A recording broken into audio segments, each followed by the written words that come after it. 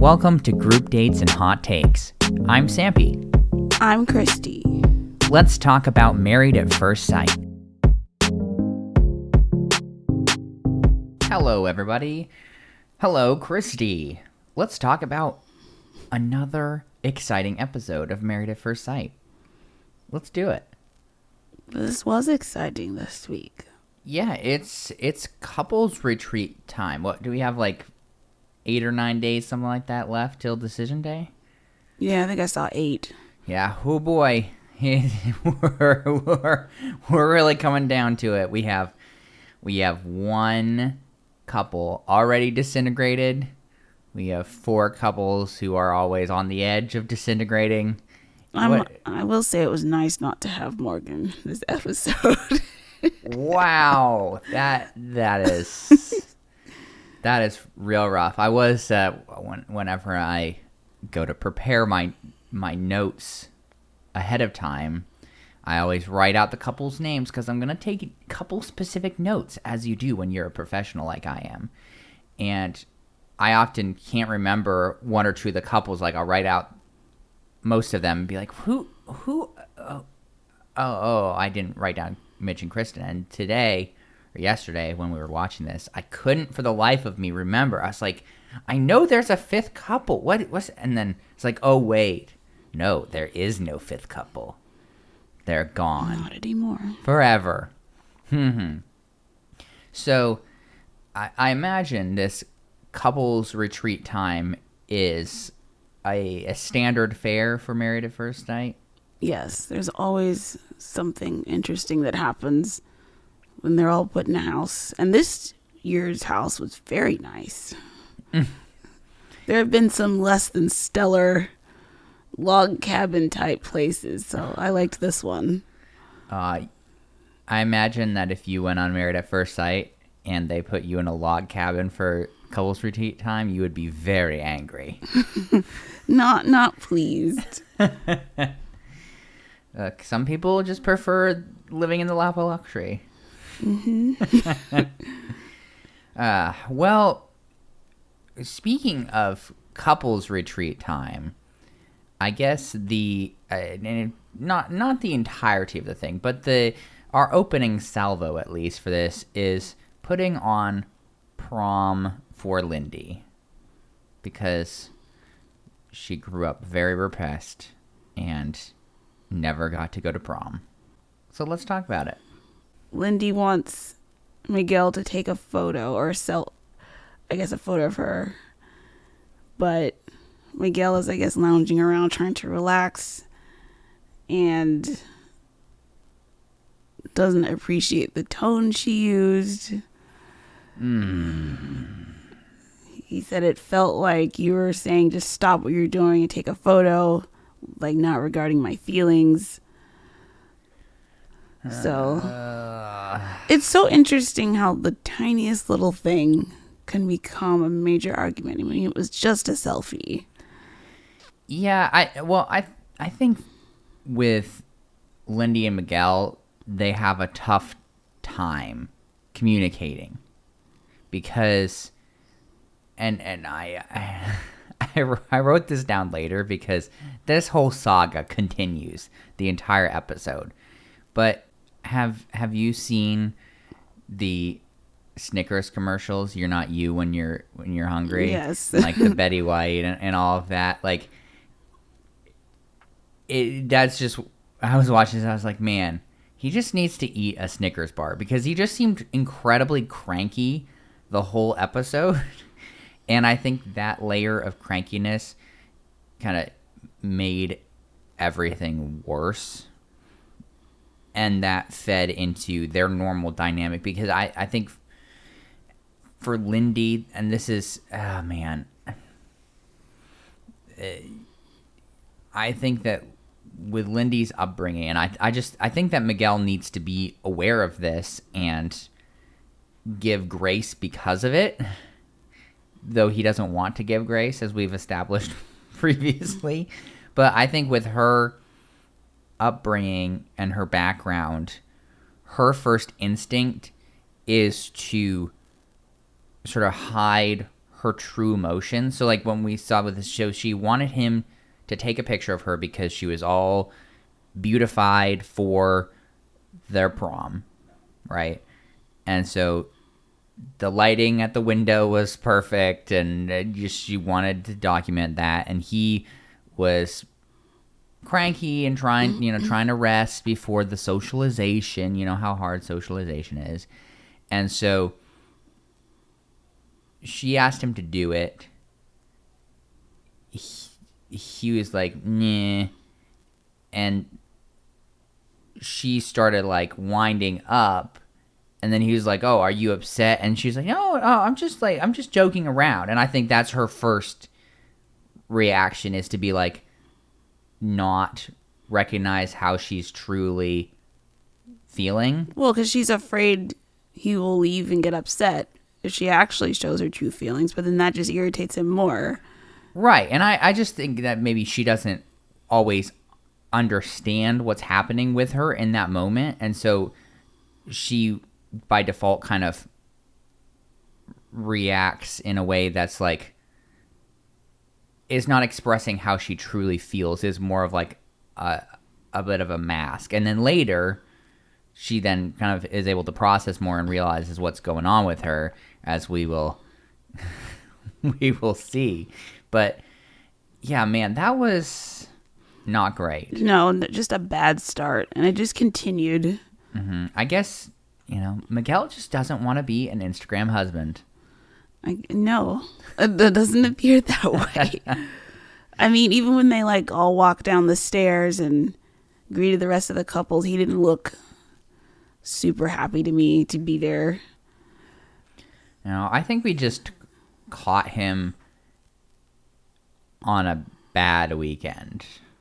Like, I think that McGindy really may have sunk their relationship. They haven't recovered from the sleep deprivation. So then we like see them dancing, and Miguel is saying, "You gaslighted me." Yeah. I didn't understand that one. Well, I guess it kind of goes back to what I was talking about with, she isn't always able to express how she truly feels in a particular moment, and so he takes that as like being lied to, or like, again, being gaslit, which essentially like she said she was joking, but she really wasn't. Like, she really was upset by what happened. Well, but she's like joking because she doesn't want to like ruffle his feathers because he seems to be on it. It's like the whole thing just, it's almost like in a circle. Yeah, I would agree with you. And I don't know if I really agree with that. I mean, do you think that he was gaslit? No, I think gaslighting is a much more serious, like you're trying to convince someone of a reality that isn't true kind of thing. Yeah. I think they just, like you said earlier, just don't communicate well. Oh, wow. A couple on Married at First Sight not communicating well? I can't believe it. So then he continues with, "That tone doesn't fly. Don't talk to me like that ever." So now Lindy's on the apologetic train, like, "I misread. I didn't know I was disturbing you so badly. I didn't register that I was riled up." And Miguel is saying that there's a lot of anger at like the first provocation. He's worried about how easily she gets annoyed. It's jarring. He thinks he got yelled at. Well, he did walk that back, okay, to be fair. Yes, because then she's like, "I wasn't yelling," and he's like, "Oh, well, no, you didn't yell, but there was an outburst. Your tone went up." He seems to be like talking down to her a lot, which I don't like. Yeah, especially when he is in a more cranky space. And look, I'm not gonna sit here and pretend that I think Lindy would be easy to live with. But you gotta approach things from a better place. And that I think Miguel struggles with that because he as much as Lindy gets defensive and hides behind layers, I think he does as well. His layers are more of the like, oh well, I'm gonna stand up for myself, and you, how dare you treat me that way, and yada yada. But at some level, it kind of comes from the same place, maybe, which is a little strange. Very, very strange. And then Lindy, I guess, here finally gets to the root of like what she was actually feeling. She said she felt neglected, ignored, and that it was a vulnerable moment, which is why I think she got upset in the first place, why he didn't want to participate. Right, because she was very excited because this is a first for her, getting to have a prom, and she was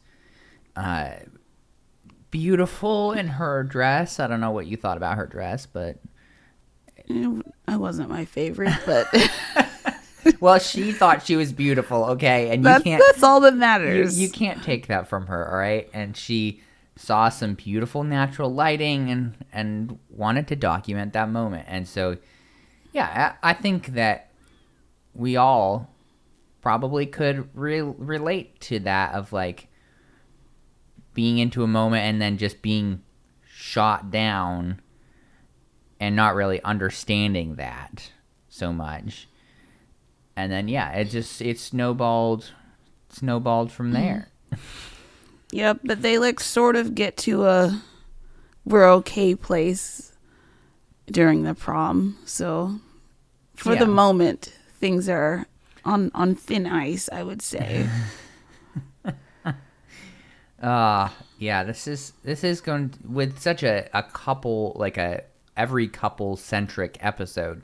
This may be a little bit confusing to go through. Yes. Should we swerve a little bit and talk about the superlatives they did at the prom? Sure. Let's talk about the superlatives. So Alexis wins life of the party. No surprise. No, I totally agree with that one. Nate, best dancer. I feel like we didn't see much of that, but I mean, I can believe that, I guess. I can dig it. Lindy, drama queen. No. And I guess we should mention that the couples were voting for these. Yes. Yeah, they all voted for each other. It was like I guess that is a typical prom thing where everyone votes for like the stuff, right? Yes, although I was only aware of prom king and queen, right, I guess. But I guess they did extend it. Sorry, I didn't go to prom either, so I don't truly know myself. Whoops. Yeah, give me throw more superlatives out here. Come on. Justin, most emotional. Nobody. Mitch, most likely to save the planet. That's not a real category. I feel like they threw that in just so Mitch could win something. Well, I mean, look, they customized all of them for. Yeah. Like I don't think there's a most emotional superlative at high school. Yeah. that would not go well. Mitch also won class clown. Would you agree with that? He doesn't strike me as the class clown type. I don't know. Well, everyone voted for him, so screw you. Stacia won best all around. Like best all around person. Yeah, we learned in After Party, Stacia also won a bunch of other wealth and success related ones. Obviously. Would you agree with that Stacia is the best all around person? I would have given that to Krysten if I were voting. Look, we all know that you love Krysten so much. you have felt so bad for Krysten this entire time. You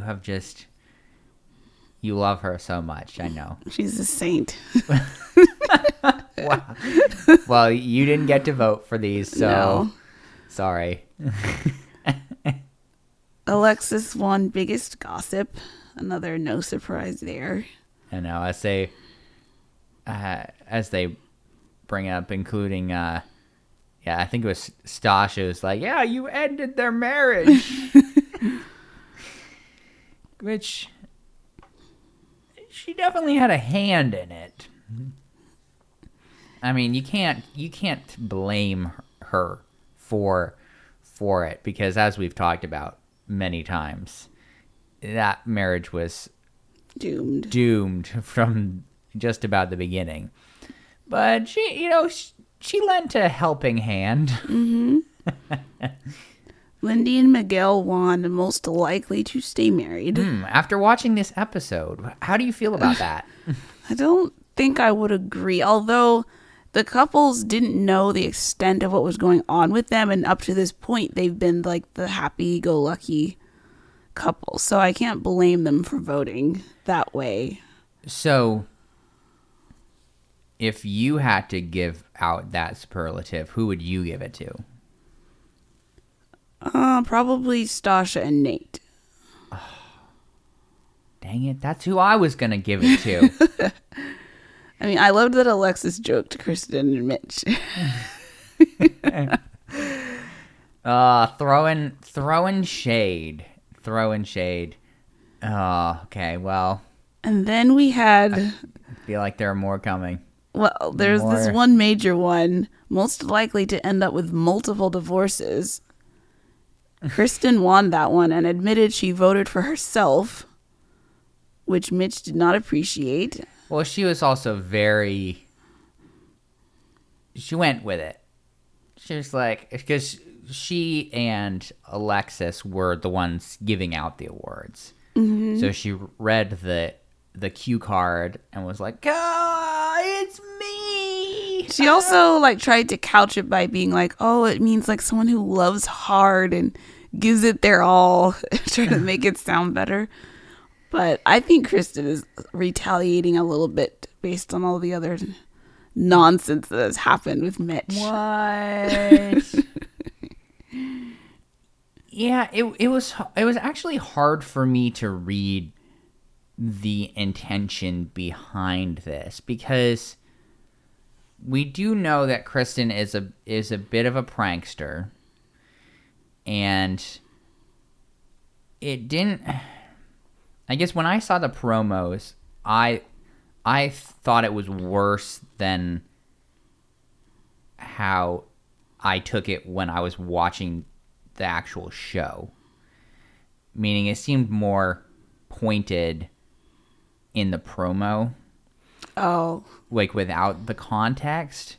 So I guess it is possible that she was kind of giving him a little bit of a stinger, but they also had, and this is going to their specific couple stuff, but I'm going to say it anyways, like they seem to have a good, productive conversation, like about everything going on with them and Poolgate, as they've come to call it, that we saw last week. So I guess I'm reluctant to say that there was like malicious intention behind it. I think she was just like, not malicious, just like lightheartedly poking fun at, all the stuff they've been through. Okay, well, I'll go along with you. I think Mitch took it a little more personally. Right. He did. It's like, can you really blame her though? I mean, come on. He wasn't a huge fan of that, which I thought was very funny considering just how difficult he's been to deal with this entire time. Mm-hmm. I mean, come on, man. You got to realize that like everybody but you voted for you as the I know. I really also think that her winning this is the rest of the couples being like, yeah, they're not gonna last. So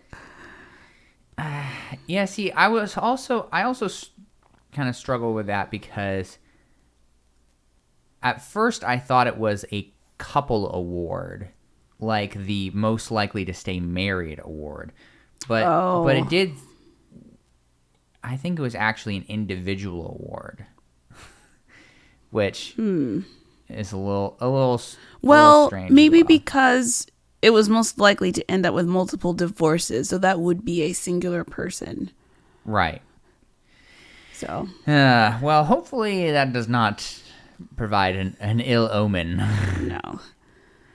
Then Miguel and Lindy, of course, won prom king and queen. They have to. Yeah. It's kind of the whole point of this entire thing. Oh, yeah. So we had like a fun little moment where Stacia and Nate brought Lindy and Miguel their sex swing that we saw. The only positive for them this episode. Yeah, literally. This is the only fun moment. Can we talk about for a moment that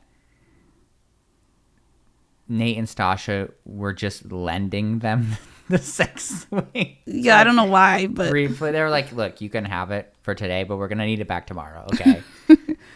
we got things to do, if you get my meaning. Wink, wink. That was real awkward, though.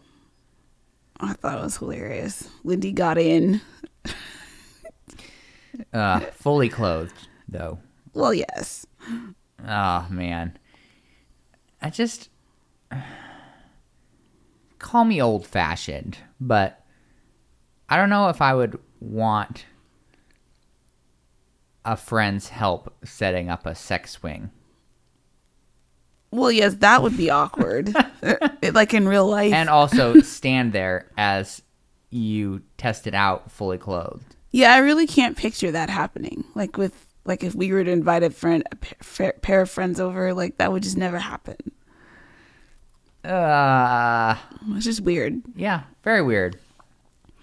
We also saw, basically the only thing I really marked down for Stacia and Nate was that he got her some vibrating panties, which we will see show up later. Wait, so you're diverting again? I mean, that's really all I had super specific to Nate and Stacia as well. That was very weird to me. Like, again, it's just, old-fashioned, but like, it just seems weird to do that sort of thing around people you actually know. It's like, sure, if you want to be all kinky and whatever, like, do that at like a public park or something, or maybe not a public park because there could be kids there. But like, there could be kids anywhere. That's the thing. Is like, the consent is so important, but like, why around friends? I mean, it really only works on a TV show like this. So weird. Well, if we're diverting like that, and it's the only super specific thing we have for them, then we're going all over the place here, people. We are so scattered today. Christy, Nate and Stacia, yes or no? I'm gonna say yes. I'm gonna say yes as well. There you go. I mean, if you're gonna turn on a vibrator at the group dinner and sit there and squirm and laugh about it, I feel like you're pretty bonded at that point. Oh boy. Yeah. Back to sunshine and rainbows of Lindy and Miguel. Yeah, should we talk about their horse-drawn carriage disaster? Yes, we can. So Miguel is doing his rap poetry, which I didn't know was a thing, but as they're being drawn by the horses, and Lindy keeps interrupting him to point out like animals, like a rabbit, a horse, a pretty scenery. And this happens like at least 3 times until Miguel finally snaps and just like shuts down. Because like I think the final time was they were sitting at wherever they ended up drinking wine or whatever, and she did it again. And she says it's part of her personality. She just wants to point things out, which I have to say, I think it is a bit rude to just, if someone's talking, you just completely change the subject, change direction to just talk about whatever. So here's my perspective on that, because yeah, you could see it as rude, and in some degree it is, but as someone who's been on both sides of this type of situation, I just wanted to point out that something that Miguel said at least 700,000 times this episode to Lindy was that she should read the room. Read the room, Lindy. Read the room. See the nuance. Read the room, Lindy. Come on, why can't you just read the room, Lindy? And what I have to say about that is, Miguel, read the room. Because here's the thing. Everyone that listens to this podcast knows that I am incredibly long-winded. And because I am long-winded, I know that there are a lot of times when I need to just shut up because whoever I'm talking to just does not care in the slightest about what I'm talking about. And I'm not saying that Lindy just didn't care at all about what he was talking about, but like, you can't just force someone to care about what you're saying. Like, that's not a conversation either. No, I don't know. I guess maybe it was the rap part that he was upset about. Are you saying he should have like read the room to know that she's not interested in hearing his rapping? Or but potentially, or just like you can't just automatically get defensive or upset with someone. And I'm not trying to claim that she necessarily didn't care. Like, she is kind of a flighty person. Mm-hmm. But I know that for myself, I can't launch into some story about how, British commandos destroyed a hydropower dam that the Nazis had in World War II and expect most people to give a crap. And so I guess that what I'm trying to say is that even if she wasn't totally disinterested in what he said, there is that back and forth of conversation, and you can't just assume that the other person has to care or has to just give you their 100% divided attention. Even if you'd want their undivided attention, and even if what you're saying is important to you, you have to recognize that like there is some give and take there. So maybe she wasn't at all interested in his rapping poetry. It's possible. I mean, maybe I not. wasn't. I mean, me either. I don't know. I guess I looked at it differently. Not necessarily that she didn't have interest. It's just the interrupting, like interjecting kind of thing. But I don't know. If I'm in a carriage along a path and I see a cute little bunny, I am going to say something about it. I guess Miguel doesn't appreciate that. No, he didn't. And that just continued the downward spiral. I know. They got into a whole nother argument here, culminating with Miguel saying, "You've never had a husband that stuck around." That's which was real. Brutal. Ouch. She hasn't been married before. I know. Like, Miguel, what are you doing? This is where I like turned on Miguel, like for the rest of the episode. Because she's saying she's still trying to learn his triggers. She gets up crying, and then he like apologizes for making her cry and says he has to learn to be more patient and less sensitive. And Lindy feels nitpicked, which I would too, because he seems to be pointing out every little thing she does, and it always seems to be wrong. All right, and again, he keeps talking about like the nuance and all of this, and it's like, dude, you have to communicate. You can't just expect her to read your mind and figure everything out, especially when you guys have just met. Right, they've known each other for what, 6.5 weeks now. She's not going to know every nuance of how you're thinking. No, she's probably not going to know like most of them because you barely know each other. And so to just sit on your high horse rubs me the wrong way, personally. Yeah, he was talking down to her again, which that really just does not come off well to me. Miguel thinks this is a blow up, which I didn't think it was. No. I mean, Lindy's just upset. She said he can't handle a blow up. Right. Which I don't think she's wrong. No, I don't think she's wrong either. It just cracks me up whenever we see that happen because it's always like, oh, you think you had it bad? Oh, just you wait. I will go nuclear. But you're right. I don't think he really has seen that like 10 that Pastor Cal talked about. Oh, I always find that so funny. That IGMs where he ain't seen nothing yet. Oh, you think you've seen the worst of Lindy? I don't think so. Man. So this continues to get worse. Which we've already had 2 major incidents, but and to make things worse, they're late getting back for the couples time too. Yeah, I guess this whole thing took a lot longer than it was supposed to. That's what having a major meltdown does to your schedule.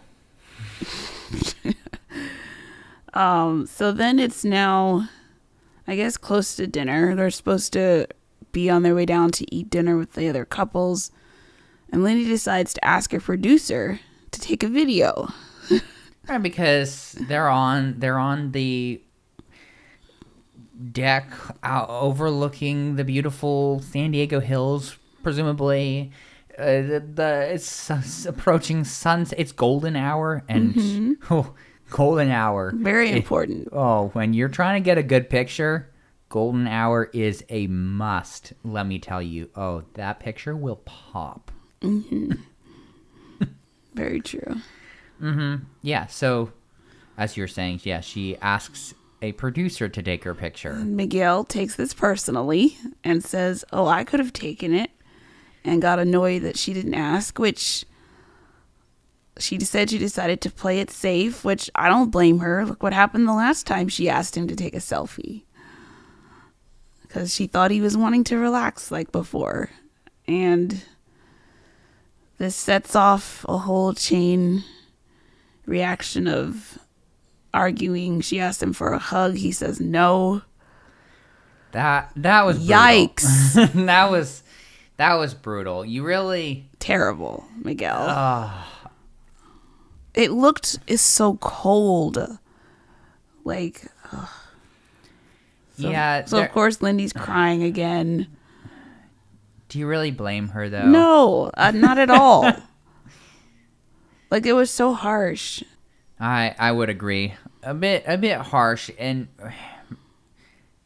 it's always tough because we sit in our ivory towers upon our ivory thrones looking down upon these people who got married at first sight, and we see how much better we are than them, and we judge them.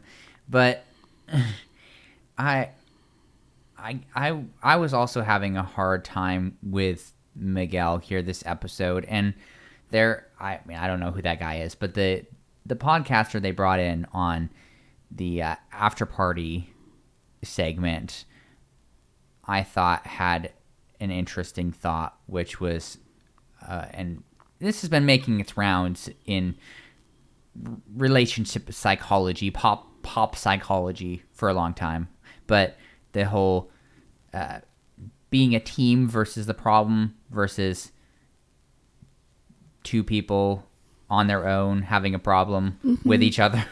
Yeah. And this episode in particular, but I feel like he kind of skews towards that a bit more in general. Like, Miguel seems to have a hard time being on the team.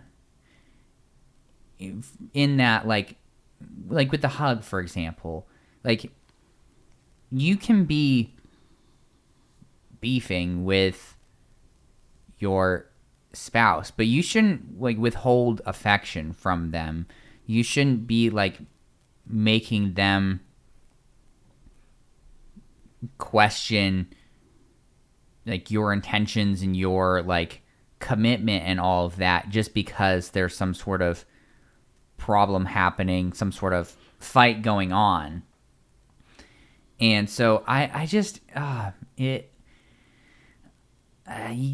gotta do better, man. And I mean, he had an ITM and was like, yeah, just like moody Miguel or whatever, like whatever he called it. It's just like, he's just a terrible person. It's like, man, if you know that, you need to do better.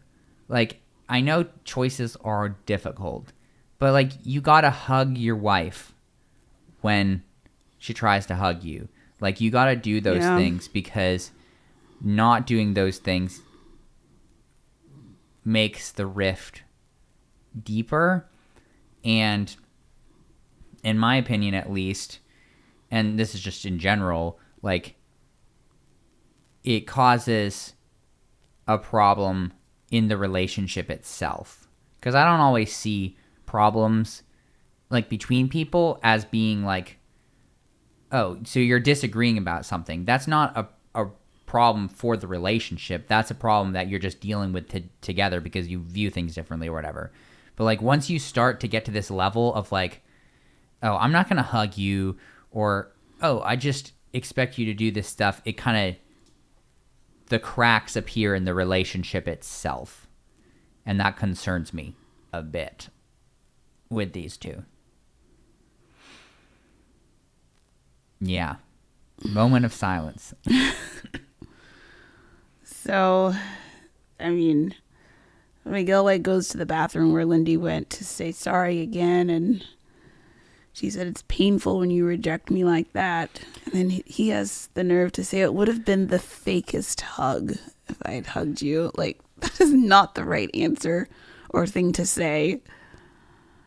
And Lindy says, it looks like you're looking for a reason to not be with me. I just feel like she can't do anything right in his eyes. Everything she says is taken the wrong way or picked at. Yeah. And look, Lindy isn't necessarily the most socially astute person, but no, but what she's done hasn't warranted this kind of chilling, like, coldness towards her. Right. I'm not saying that she deserves this. Yeah, Just to be clear, all I'm saying is that, like, she is this way, and there are very real and concrete reasons for that. And so what I'm trying to say is there really should be more grace towards her, because, like, yeah, she is gonna mess up social cues, or and for a lot of this stuff, you can't even expect a quote unquote, like, normal person to pick it up either. But, like, you should have additional grace knowing that, like, she didn't really have a normal upbringing. She's had all this stuff that she's had to, like, learn as an adult, essentially, about how to, like, interact with people. I mean, considering how she grew up almost like in a cult and then boarding school, she seems pretty well adjusted, honestly. Right, I would say she's more well adjusted than I would maybe expect her to be. Yeah. I mean, so yeah, it's just tough to see Miguel have these unrealistic standards. Yeah. It's like, dude, nobody's gonna be able to read your mind. You can't just sit like. That's the other thing that gets me a little bit is, and what we don't know, because we were only on the outside of the house hearing the earlier picture thing, but like, it's entirely possible that he looked exactly the same and was in the exact same posture, essentially, for the first picture as he was in the second picture. I mean, yeah, Lindy said she was like trying to learn from the first time that he wanted to relax. So she asked a producer, but no, that wasn't good enough either.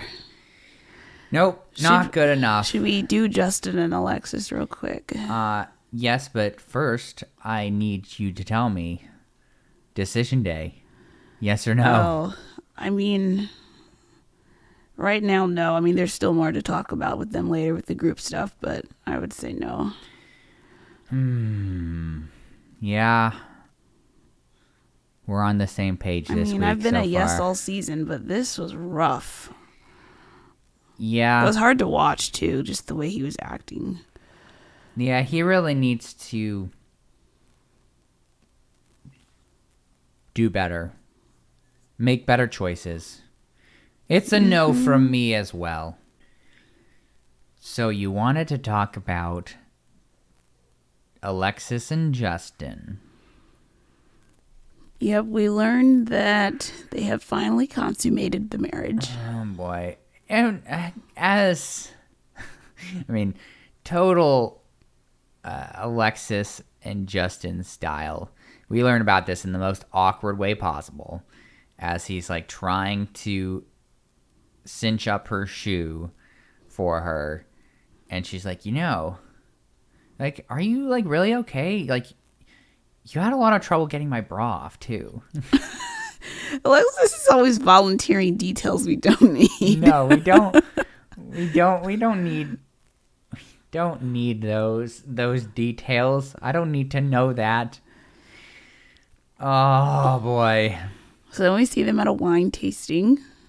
Yeah, so this was a Justin organized date for his boo, like this man is on cloud nine. Alexis says he has that booty glow. Oh, what is a booty glow? I'm scared. Well, he seems more relaxed. Maybe that's the better way of putting it. Yeah. But he thinks that's so funny to me. He thinks his energy is the same, though. That is the most ridiculous thing I've ever heard. Like, why was that something you needed to contradict? Just go with it. You're more relaxed. Move on. I mean... But no, he says that, and then he, like, manages to turn what was a nice afternoon into, like, a terrible argument. Like, I don't know how he managed to do this, but he says he can't say he's given his all in the 8 weeks. He needs more time. Yeah, I didn't really know where this was coming from. I didn't. It felt like we missed something in between booty glow and I can't give it my all. You always miss something in between booty glow. Yeah, It's like they ended on a bad note here when they weren't supposed to. Yeah, I mean, for goodness sake, this man has finally had sex after a year and a half of being celibate. I don't know why. Like, that's one of the things that also just... I don't understand it. So many times we've had these couples, and they're doing so well. They're doing great. They're chugging right along. And then someone has to put their foot in it. And it's just like, all you had to do was not talk. That's literally it. All you like, Justin, you could have just sat there with your $15 glass of wine. I'm pretty sure that's what I saw on the sign. And just been like, you know what? I do have that booty glow. Thank you. That's all you had to do. It could have been so easy, but no. Yeah, I guess I didn't really understand where he was coming from here. That I didn't either. I guess it maybe goes back to the sex stuff because he puts a lot of significance on that. And so I don't know if maybe like they had sex, which he obviously very much appreciated, but I don't know if that maybe caused him to spiral a little bit, like because like it is so important and has so much significance to him that like I don't know if it just made him be like, well, I don't know if I've really actually given my all here. I don't know. Very confusing. Yep, that's kind of where we leave things with them. I'm sorry. You're really going to sit there and claim you're not like 87% more relaxed after having sex for the first time in a bajillion years. You're just going to claim that everything is exactly the same. It's like he just wanted to disagree with her for some reason. I don't know. Well, Alexis and Justin, yes or no? Mm-hmm. Well, I'm not sure. You gotta give an answer. There's no fence sitting allowed on group dates and hot takes. I'll go with no for now. Oh boy. I'm gonna just like Justin for the sake of being contrary. I'm gonna say they still got it.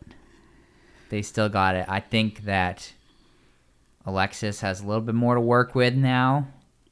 I mean, yeah, he may be incredibly rusty in the bedroom, but maybe. So yes, I'm gonna still say yes. I want it to be yes because I think they're both incredibly weird and deserve each other, but we shall see. Should we do Mitch and Krysten? Yeah, let's do it. So it seems like on the drive to the couples retreat, they discuss Poolgate, and Mitch finally says some nice things, which I have forgotten about Krysten, but she seemed satisfied. So, man, they have put that behind them for the moment. Seriously, just compliment your spouse. Like, come on. How, like, man.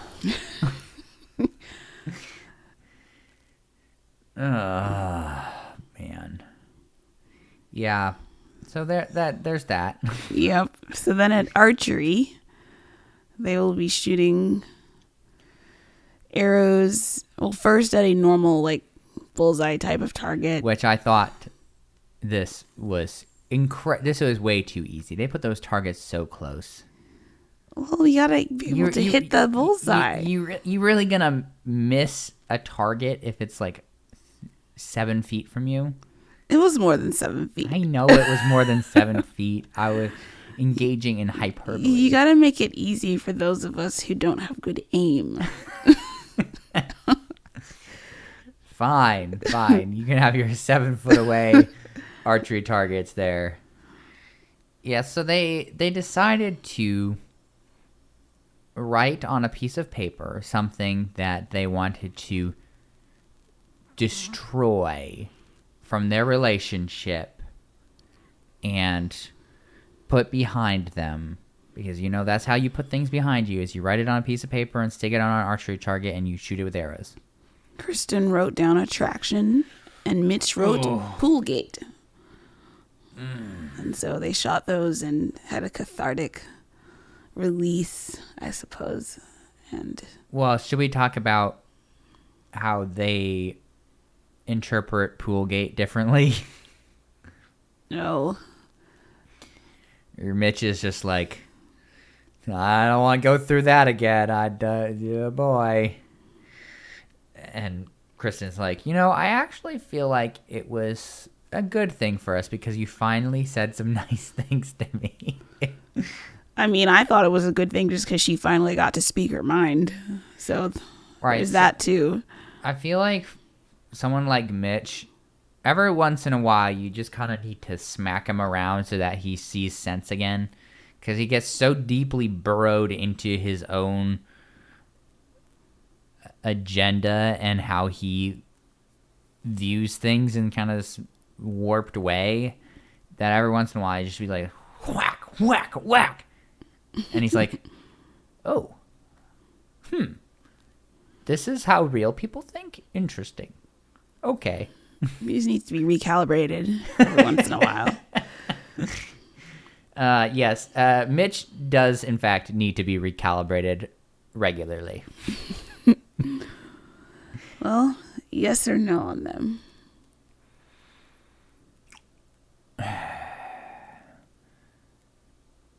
Yes. I'll say no. Whoa. Why are you saying no? Just the history of everything. I feel you... like they're like kind of walking on eggshells around each other a little bit.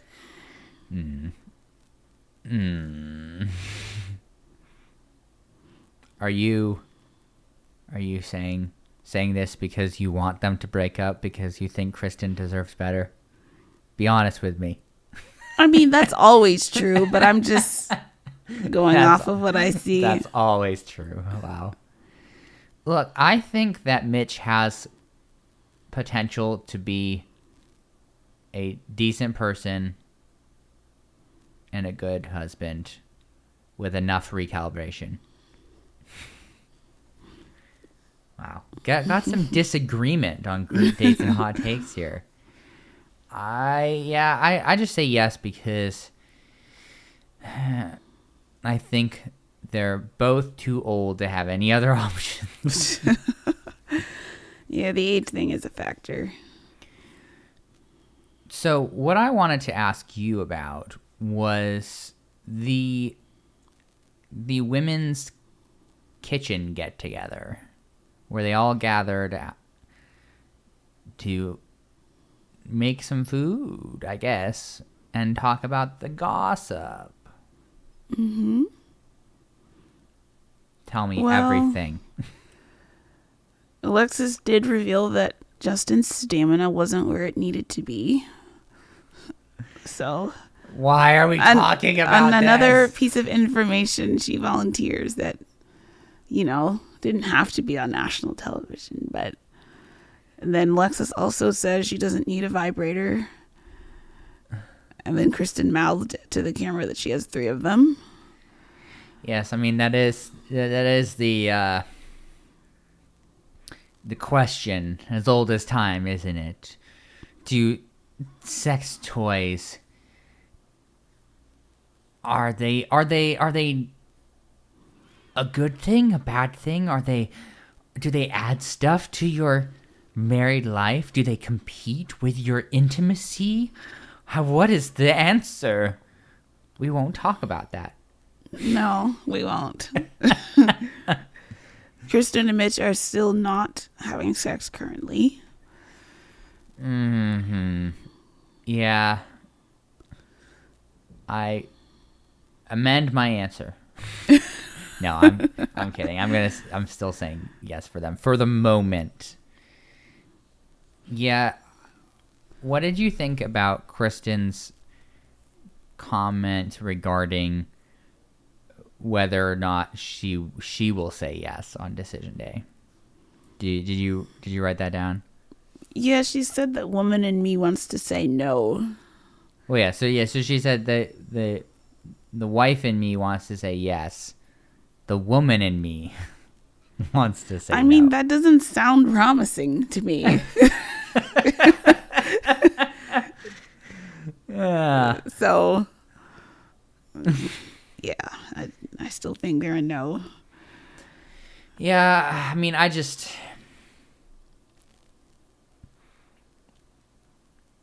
I'm not, yeah. But she also has that biological clock. And as Alexis, I believe it was, said, well, or actually it may have been Stacia talking about how, like, well, nobody's going to be perfect. So are you really going to put yourself in a better position by just being like, bye-bye, Mitch. I'm going to go back out there and try to find somebody else. I guess it's how badly does she want kids with Mitch, I guess. Yeah, and how badly does she, want to be married to some other person? I mean, there is something to be said for making the most of what you have in front of you, even if what you have in front of you is Mitch. Yeah. So we had a couple other group things. I guess after Miguel and Lindy had their big argument after the hug rejection, they joined the rest of the couples in the kitchen, and Miguel publicly says that he's been irritable and grumpy and needs to communicate more kindly. Yes. Yep. And then we see Krysten dressing up as Mitch, wearing the shirt he refused to wear that time, which I thought was very funny. Yeah, she sort of it wasn't actually a ball like a bald cap. I feel like it may have been like a pantyhose. It's one of those things that, I mean, she probably used a pantyhose, but they use those when people wear wigs to like mat down your actual hair. Well, because Mitch is bald. Yes, we all know that. And then she wore one of his hats. Toboggan, I think they call them in Canada. Yeah, that was pretty funny. He actually seemed to think that was pretty hilarious. Yeah, he was a good sport about it. She did kind of lean into it pretty strongly, though. Yeah, but she also was like, hey, let me know if I'm going too far. Hopefully we don't find out later that he was butthurt about it. Look, I didn't want to embarrass myself in front of everybody, but I really did not like it. No, it seemed like he was digging it. So the next morning, Miguel tells us that he's ready to go home, but he's going to stick it out for Lindy. And so the activity today is dodgeball, which should be fun. It should be fun. So the guys everyone decides to not have couples on the same team, so everybody gets split up. And I guess at the end of the game, it was like Miguel versus Nate, and Lindy is on Nate's team. And so she's cheering for Nate to like get him out, use rapid succession, fire away type of thing. And Miguel loses and gets mad that Lindy did not cheer for him, even though she is not on his team. Which, to me, was another ridiculous reaction from Miguel. Man. You sure you don't want to change your answer for them? Didn't I say no? Yes, you did. Oh. Yes. Yeah, this was not a good weekend for him. No. He came into it tired and cranky, apparently, and it just got worse. And yeah, it really, that is the sort of thing that kind of, I think, wears on a person being faced with that sort of thing. Because, yeah, I mean, Lindy isn't perfect. None of these people are perfect. I'm not perfect. I know that's hard to believe, but we've commented on things throughout this season that have been like this, but like there are certain things that are just really difficult to deal with on a sustained basis, and come out the other side still liking the person. And this sort of behavior from Miguel, I think, is one of those types of things, because it's that picking is not healthy and good. And you should be able to, realize that you're playing a game, and it's not that serious. And in real life, your wife is going to be rooting for you. But in a game with no stakes, where she's on the other team, she will be rooting that you get absolutely destroyed. And that's totally fine. But no, he had to take it personally. Yeah. And so now Lindy, I guess each team kind of sits down and Lindy is crying. I guess Alexis and Nate and somebody else was with her, and she's just talking about how she's feeling beat down. She can't be his punching bag anymore. That doesn't seem like a good sign for the marriage. No. I just felt really bad for her. Mm-hmm. I also always feel bad for the bystanders. Because that's always... You see the poor people who are subjected to that, and you're just like, I don't know how I'm supposed to, like when they were having their argument at the prom, like before the prom really got started, when they were down with everybody, and you just see Stacia like walking by in the background, like, and you like, should I say something? I'm gonna continue walking over here. Yeah, it's a little awkward sometimes. It's always very funny, but I would never want to be in that situation myself. Because what do you really say? Oh, Lindy, it'll be fine. He's just a little cranky. He really loves you a lot. I mean, there's not really much you can say. No, not really. And it doesn't bode particularly well for their marriage. Is there anywhere else we haven't gone in this incredibly splintered, unfocused, ridiculous episode? I don't think so. I found it entertaining. A little hard to watch at times, but... Well, I'm glad you found the destruction of these people's lives to be entertaining. I hope you're happy with yourself. Yeah, was there anything you wanted to mention from After Party? Not really, other than whatever we already mentioned. Okay. Wow. Well, this was episode 14. We're a week and a half out from Decision Day. So things are rapidly progressing to a conclusion here. Yep, I think we have 5 episodes left, maybe, something like that. Oh wow, a 19 episode season. I think that's what I remember seeing, somewhere around that. Because remember, 2 of those episodes are reunion, probably. One of them is Decision Day.